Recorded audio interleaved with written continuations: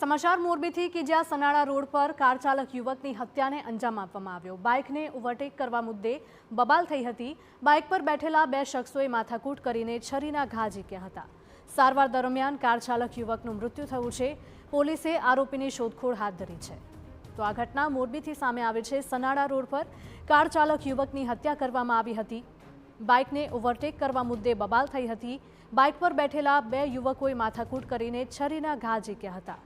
સારવાર દરમિયાન કાર ચાલક યુવકનું મોત નીપજ્યું છે।